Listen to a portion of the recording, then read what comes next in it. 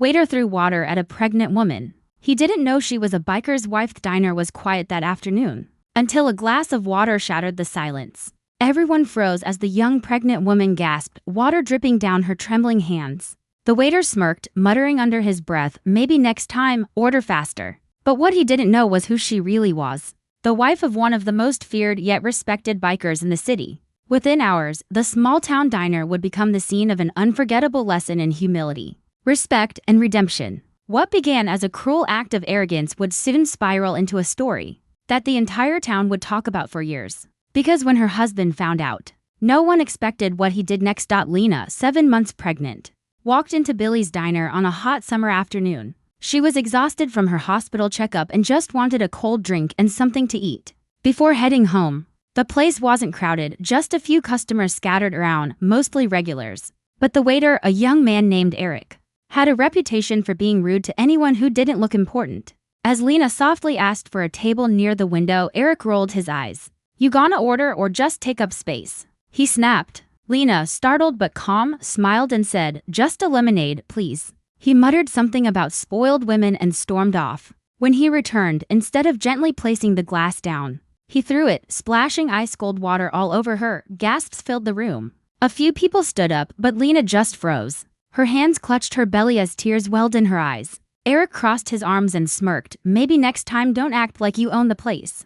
Lena whispered, "You'll regret this," and quietly left the diner, soaked and humiliated. What no one knew was that she wasn't just any woman. Her husband, Mason Cole, was the president of the Steel Wolves, a biker club known for their loyalty and justice. By evening, Mason got the call. His wife's voice cracked as she told him what had happened. Silence filled the line, the kind of silence that made even the toughest men nervous. He didn't yell. He just said, "Stay home, baby.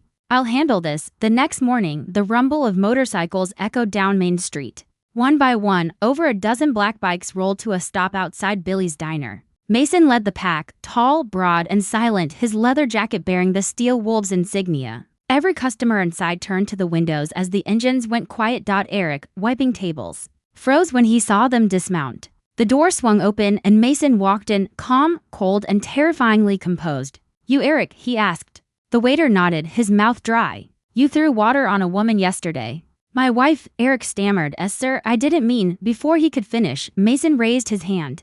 "I'm not here to hurt you. I'm here to teach you." He motioned to his crew. One of the bikers placed a bucket of water on the counter. Mason turned to Eric and said, "You think pouring water on someone weaker makes you strong? Let's see how strong you feel when it's you, then, instead of violence." Mason picked up the bucket and poured it on himself. The entire diner went silent. "That's what respect looks like," he said, dripping wet. "You admit your mistake and you make it right." The biker turned to the owner, who stood trembling. "You've got good people here. Don't let one bad apple ruin your name." With that, he placed a wad of cash on the counter, enough to cover everyone's meal that day, and walked out, leaving Eric standing in shame. Later that day, Eric showed up at Mason's house, not with an attitude, but with tears in his eyes. He held a bouquet and an apology letter for Lena. "I was angry at my life, not her," he admitted.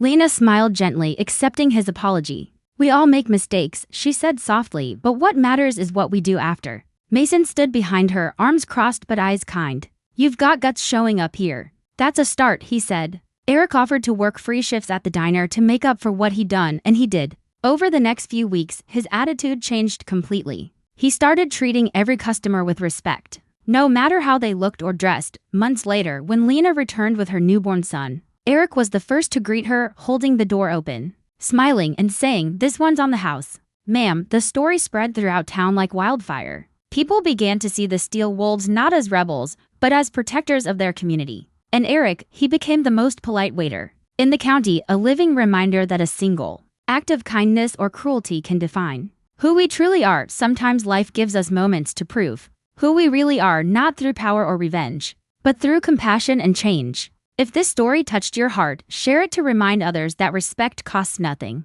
but means everything.